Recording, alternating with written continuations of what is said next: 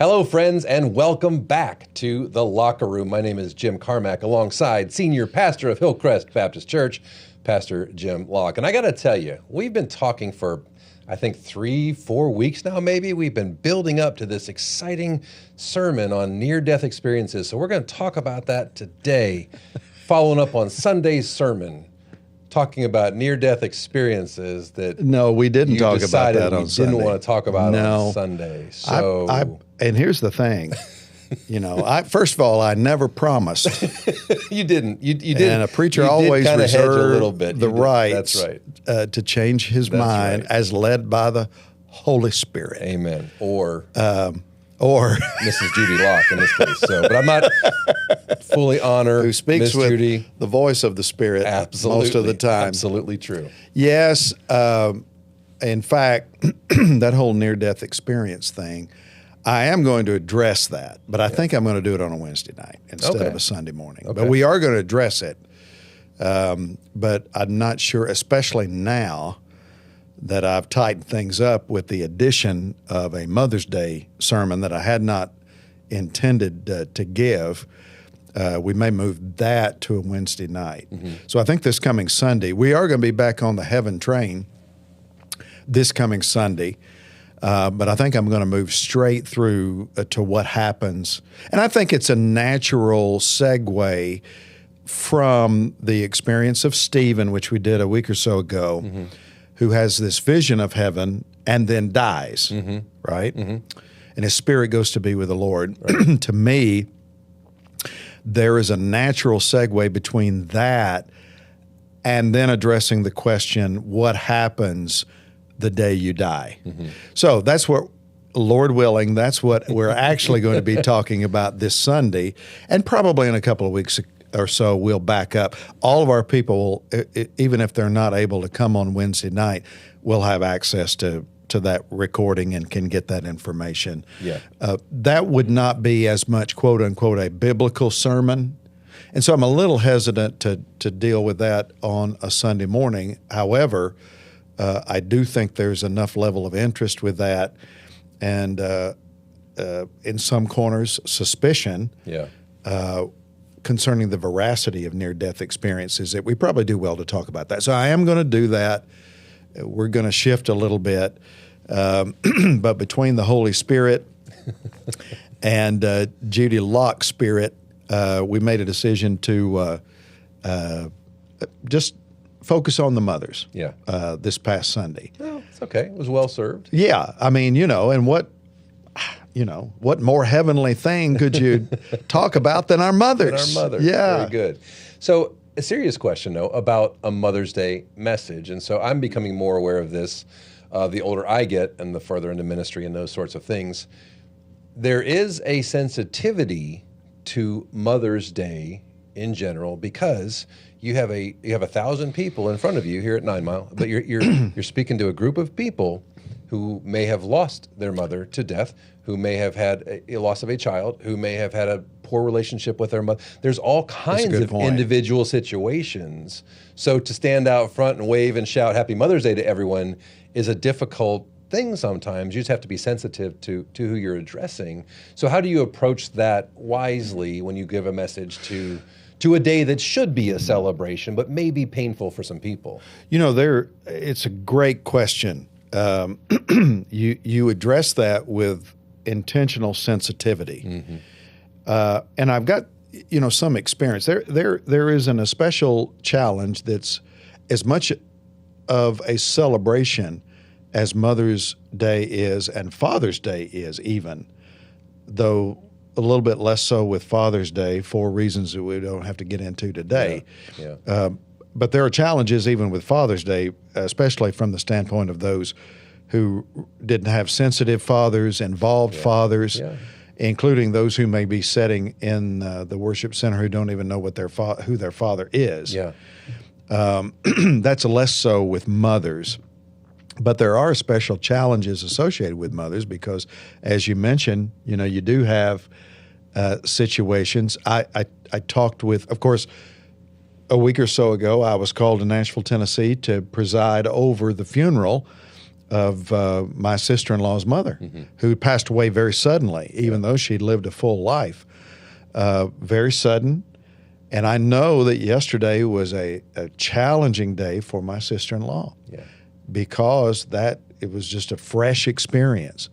And for the first time ever now, Mother wasn't present on Mother's Day.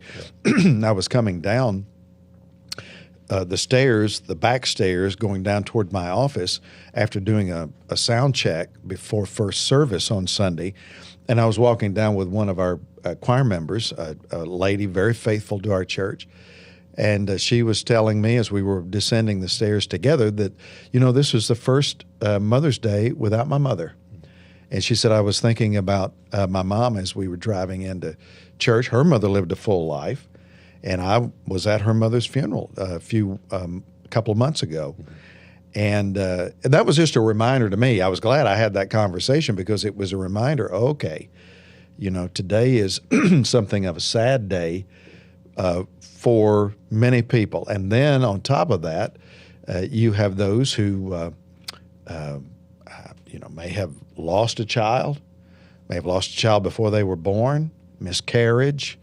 One of the saddest and most difficult days that I ever spent in church was the Mother's Day that I sat beside my wife on the first Sunday back to church after we had miscarried our first child. 4 months into the pregnancy. That was a hard day. And I remember thinking through that very emotional Sunday, man, maybe this would have been a time better spent taking her for a walk in the park somewhere, going to, doing anything to take the mind off. But she wanted to go to church that Sunday, even though it was a very emotionally packed time. So I think that personal experience, plus just remembering that. I can remember growing up in church where everybody used to be adorned with flowers. And I don't know how much business, y'all got going on down at Purdue's associated with Mother's Day. I know that bouquets are sold by the gajillion. And I give my share of flowers. I always send Mama some, give Judy some, and the like. But I remember used to wear flowers to church. Red, if your mother was still living. Oh, wow. White, if your mother had passed. Wow, okay. So you either wore a red carnation, white carnation on the shirt or on the lapel. And ladies had a full corsage typically. You don't see that. I didn't see the first flower yesterday. And so the whole paying attention to mothers is something that is traditional as part of the church, but you better do it with sensitivity. And we try to do that, not removing the celebratory aspect of the day. We need to celebrate our mothers. For sure, But I think we need to do so sensitively, and we try to do that. I think it can be a challenge for those reasons. And like I said, when you greet someone, it's just hard to make an assumption. And we had, even just a little example. We had a woman walking down with a young girl, and they were holding hands and walking up, and we're greeting, and one of our guys said, "Happy Mother's Day." She said, "Oh, this is my niece." It's that, and it wasn't in a bad way, or nothing was perceived wrong. It's that reminder of you can't make the assumption. No, you can't. That this is a Happy Mother's Day for everyone, but at the same time, it does need to Listen, be I speak for a well. living, and so I can't count the number of times I've inserted my 10 and a halves into my very wide mouth. But I found myself doing that yesterday morning. We were up in the worship center a few minutes before first service, and I was kind of making the rounds. And I came across a lady that was sitting by herself that I didn't know, and I extended my hand. She got up. I don't think I'd ever met her before. And she got up, and I was carrying on a conversation, and I almost said, "Happy Mother's Day." But I caught myself because I thought in the back portion of my medulla, I don't know whether this woman is a mother or not. And so you do have to exercise a degree of caution and a degree of sensitivity, because the last thing you want to be is off-putting. And so if I know that someone is a mother on Mother's Day, I will be quick to wish them a happy Mother's Day. But if I'm not sure, I'll just give them, typically a normal greeting. And if they've got kids there or whatever, I might go ahead and do it. But otherwise, I just think you have to be very careful. Yeah, I agree. Well, the sermon was good. It was Proverbs 31, which is a very well-known passage. It's a very highly celebratory passage of a woman, a godly woman, and the example that she should be and should strive for. But there's also some pressure with that, too, for the women to say, oh, wow, I've got to live up to all these things this woman is doing. Man, and I felt that kind of in the middle for no reason. Yeah. It was all internal to me. Proverbs 31 is an ideal. Mm-hmm. And it's kind of implied at the very beginning of that portion of Scripture, a wife of noble character who can find. Yeah. So it's basically, Solomon begins by basically informing us this is a rare find. Yeah. And he brings in the concept of a rare jewel. Her worth is far above rubies. And so when you find someone who looks like this, you really do have a priceless treasure as a wife, mother, woman in general within the home. But as I wrapped up both of those messages yesterday, and when you think about all that this woman is, she's a great attentive wife. She supports her husband. She seeks to affirm his reputation in the community. She's out working in the fields. She's got the oil lamps burning at night. Mm-hmm. She's making garments that she's selling to merchants, in addition to keeping up the family farm. And she's getting a workout in the process. Right. And strengthening her guns, the whole time. She's an entrepreneur.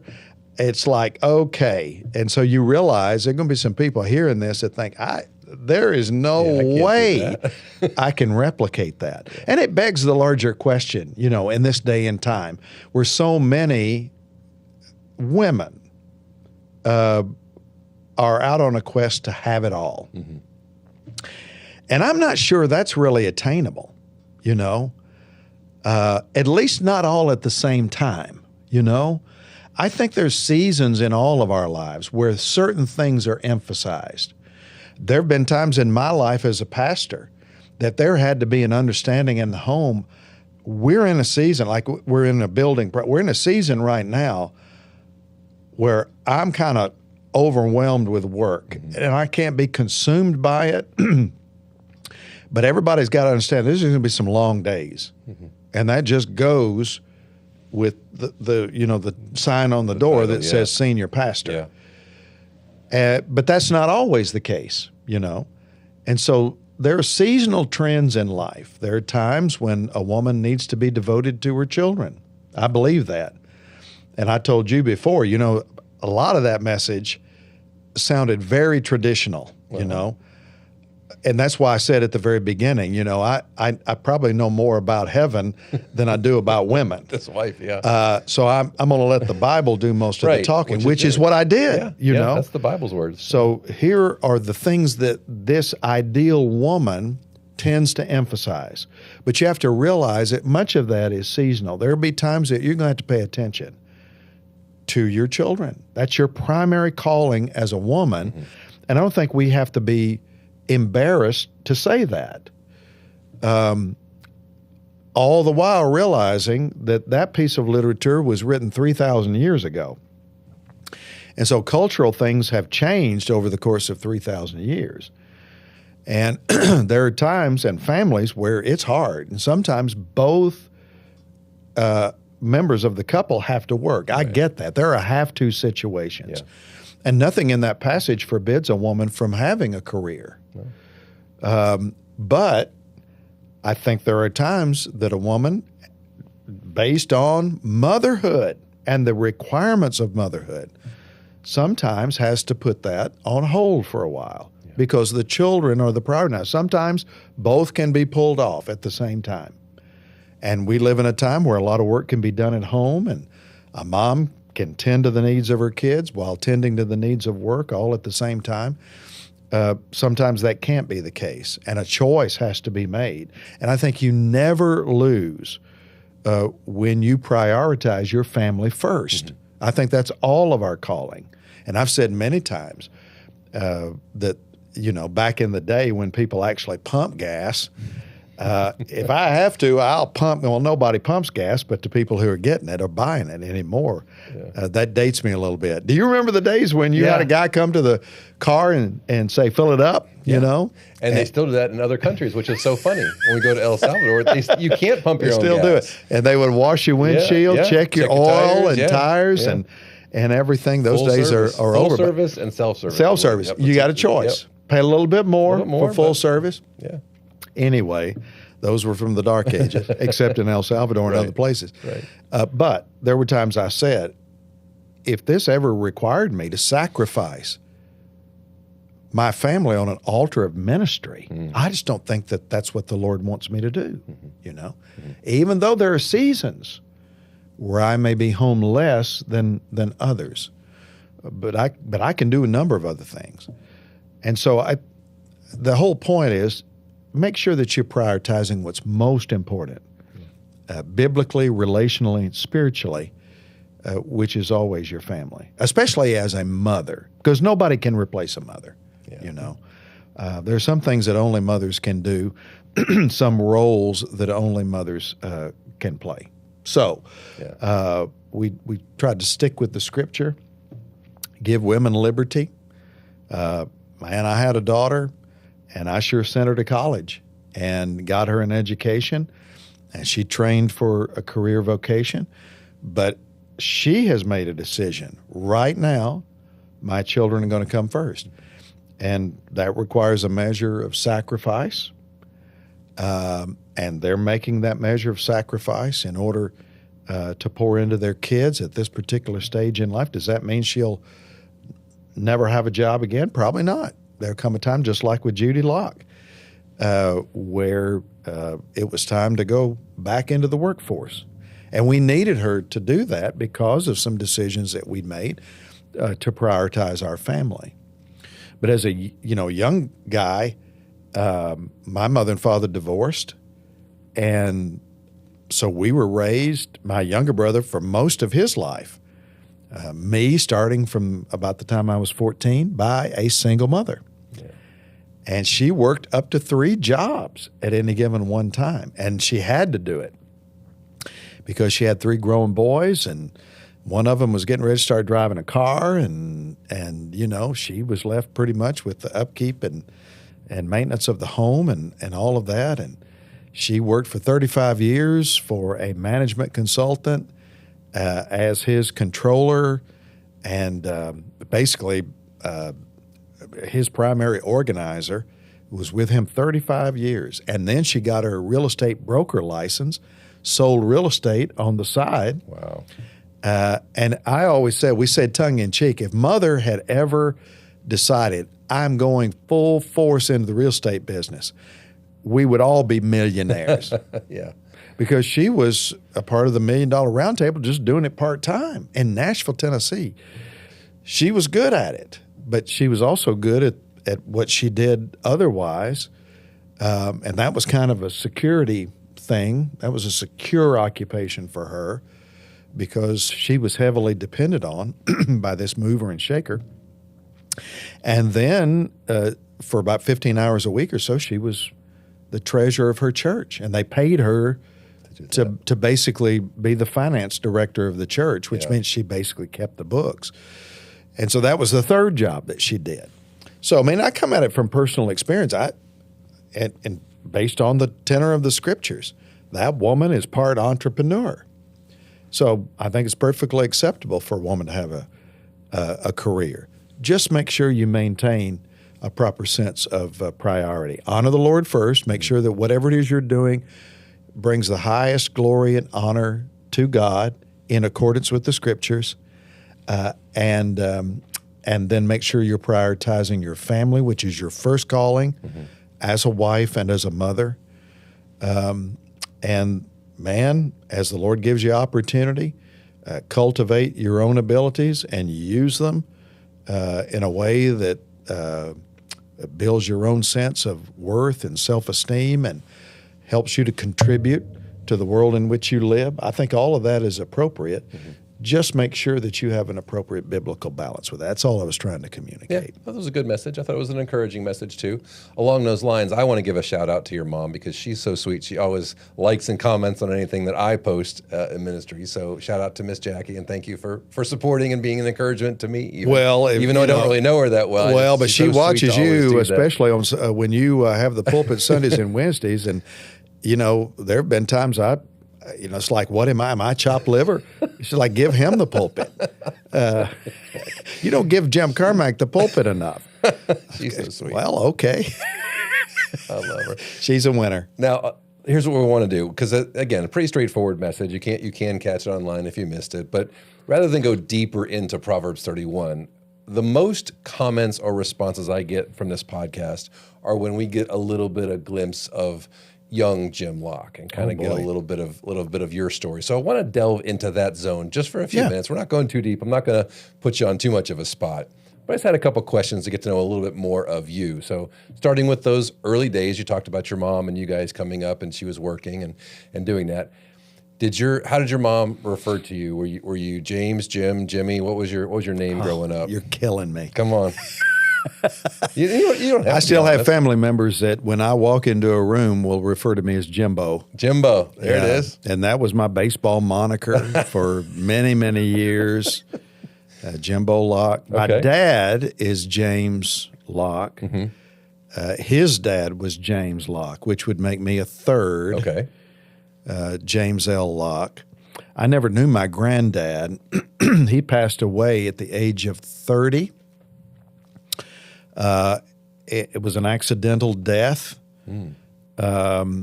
leaving my grandmother widowed with 5 kids. Wow. Yeah. So they were very active. They were fruitful and multiplied. Talking about getting married early and, at a young age, and having a family. And by the way, when I said that yesterday and I still think that the strongest marriages are those that are done right from the beginning. But I mean, we're living in an age where people are just waiting longer and longer and longer, which means families are going to get smaller and smaller and smaller if that's the case, which I don't think bodes well for the nation long term. That's another story for another day.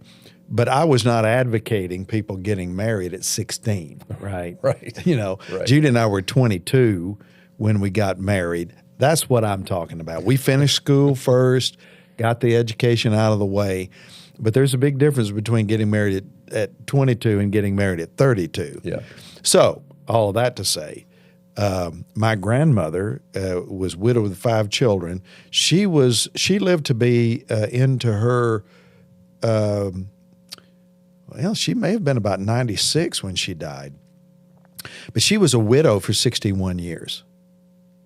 So she never remarried. Wow. Yeah. And so as a result, never knew my granddad. And, my dad was raised without a central male figure in the house, which would make for a good story when it comes to Father's Day in terms of the roles of fathers and how important and critical fathers are to the raising and training of both young men, young boys, and young girls. But I was, to prevent confusion, as my dad, for most of his life, went by Jimmy. Okay. Everybody knew him, Wilson County, Tennessee, Jimmy Locke. In fact, we were cleaning out a bunch of my mother's old stuff, and my mother was a pack rat. And when we moved her, that big house that she lived in, to a much smaller house, we had a bunch of cleaning out to do. My brother Jeremy, the youngest, spearheaded most of that to my everlasting satisfaction. But I did go up a few times to help, especially when it came time for much of the major moves. And we came across a bunch of my dad's election material because he ran for and was elected Wilson County tax assessor Wow. after he'd retired from 41 years at the DuPont Company Okay. in Old Hickory, Tennessee, just outside of Nashville. So he worked first as a line worker at DuPont, then was promoted to management, where he served for much of his career and then retired after 41 years, and then ran for tax assessor and won. And we ran into all these like posters and signs and whistles and cards that said, "Vote Jimmy Locke." Love it. And so he went by Jimmy for most all of his life. That's what everybody knew him as. And so that really wasn't an option for me, or it would have been major confusion. Yeah. So I ended up with the moniker Jimbo. It stuck with a lot of people, Yeah. old friends and the like, even though all throughout high school, the people at high school all just knew me as Jim. Okay. And that distinguished me from my dad. And so it was more of a family baseball type of thing. But most of the time, people just referred to me as Jim, and that's what Jim. stuck through the years. Did you have any other nicknames? No other nicknames other than that. No. Okay. All right. What was your first car? Okay, this is a great question because I had two cars that I wish I still had. One of them, my very first car, was not really mine, but it was mine, if that makes sense. It was my grandmother's car, but she got to the point where it was entirely too dangerous for her to get out and drive. And so when I first started driving at the age of 16, because she moved in with us, I was raised with my mother's mother living right across the street in a house that was built in the 1930s. Okay. My mother and dad built right across the street on a big 5-acre tract of land. Then they built a brick home there in 1967, where Mother lived up until here just recently, 51, 52 years in that house until she downsized. But my grandmother was arthritic, couldn't care for herself. We built an add-on to that house. She moved in. I ended up with that car, 72 Buick Skylark. Wow. 72 Buick Skylark coupe, 2-door, What color? white, with tan leatherette, vinyl, Leather-like. leather-like, genuine vinyl interior. Okay. The kind that eight-track? kind of had the, it did not have an 8-track. Okay. The car that replaced that one did. Okay. But that one didn't. It didn't even have seat belts that came across the shoulder. You had a shoulder belt that folded up into these wire racks Yep. at the top, Yep. which meant that you never wore it. Of course You know, not. so Why all would I you? had was a belt lap Right. or a lap belt. Yeah. Belt lap. Lap belt. And that came into play because I demolished that car when I was 16 through no fault of my own. And so both of my kids had accidents when they were 16, and so did I. Inexperience. But a guy pulled out in front of me, and I just T-boned him, and it was his fault, and he was ticketed for it. But that car ended up being totaled. Okay. It needed a paint job badly because much of the hood had spots of rust on it. Yeah.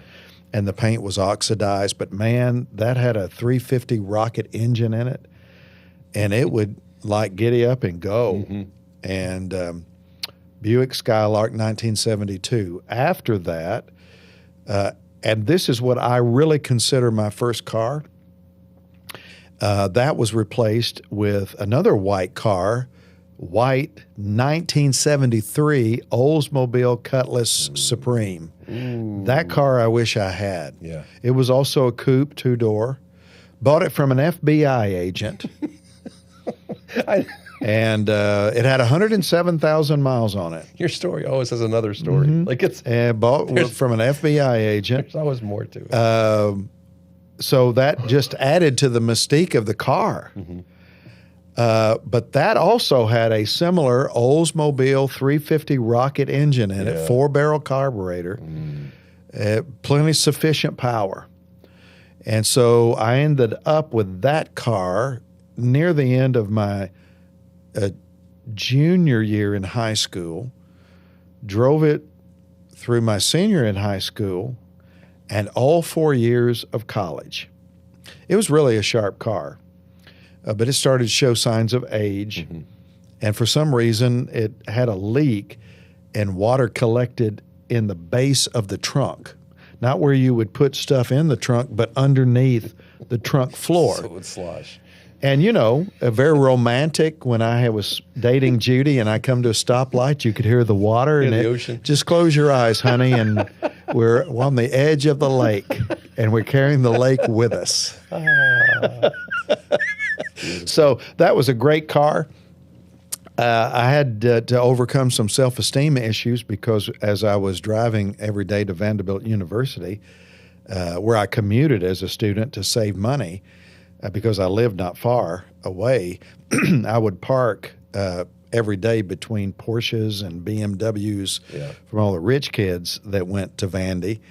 And one day, the most memorable story from those days, during my senior year, I was turning left onto West End Avenue after getting off of I-40, turned left, hit a pothole kind of hard that I didn't see, and my entire muffler fell off into the middle of West End Avenue, leaving me to sound like Dale Earnhardt Jr. Deafening noise as I'm driving down West End Avenue, pulling onto the Vanderbilt University campus with every eye looking at me and just feeling about this high, like, Lord, I don't know if I even belong here or not. But that car did us well. And then I graduated college. We did put a new muffler on it. Okay. And that car was then handed down to my brother Jason. Oh, but who's the brother now with the Lord. And he drove it through much of his college experience until finally it gave up the ghost. But you know what? And I don't even know how many miles we ended up putting on that car. There is only the Lord knows. But it was not in good shape. But you know, somebody came and bought it. And I wish I still had that car. Yeah. You know what I'm saying? Yeah, I do. Like Absolutely. really fixed up. Absolutely. That was a really cool automobile. And I remember the day that the guy bought it, came to get it, and drove off in it, and it was backfiring, and it sounded like it was getting ready to explode as he drove it up the street away from our home. So those were the first two cars that I owned, and then the week after I'd graduated from college and given that, I bought my first new car, which was a Mazda 626. Okay. I had a friend who had one, and I in my first job after I'd graduated, and I thought, now this is a cool car. He had a navy blue one, and I bought a maroon one, and literally drove that car. Judy and I really, spent a lot of dating time in that car, and I drove it literally until it just, was ready to give up the ghost as well. Yeah. Yeah. Love it. All right. Well, we're coming down to close. Let me give you this is our 2-minute drill. Yep. We're in the locker room. We got the sports theme. These are rapid fire questions. I'm ready. So it's going to be one or the other. And this is just your first thought. Go with it. Okay. There's no wrong answer. Okay. But there's some answers that are better than others. I'll just tell you that. But Okay. I can't wait. Pick. All right. You ready? Yeah. In no particular order. 2-minute drill. 2 minutes on the clock. And go. Skydiving or scuba diving? Scuba diving. Chocolate or vanilla? Chocolate. Late night or early morning? Early morning. Football or baseball? Football. Fiction or nonfiction? Football to watch, baseball to play.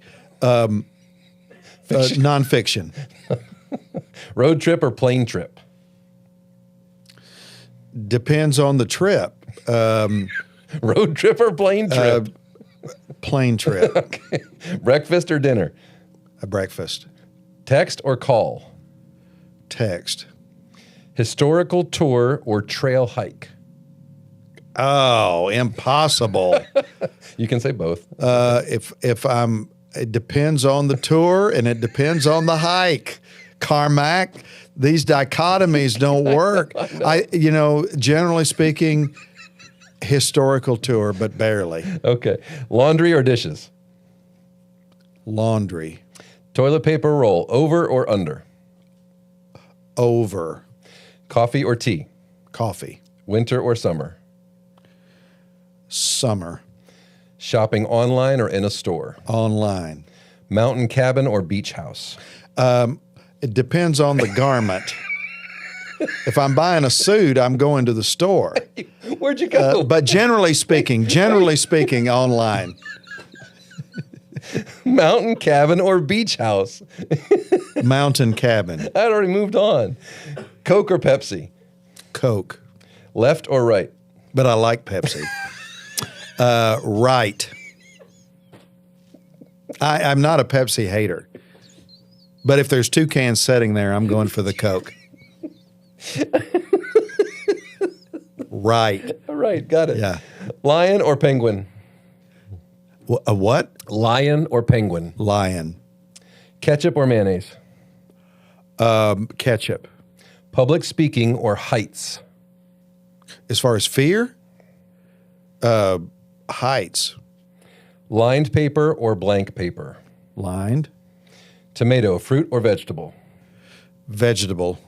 And can I have a raise? Okay, we're out of time. Thank you very much for staying with us.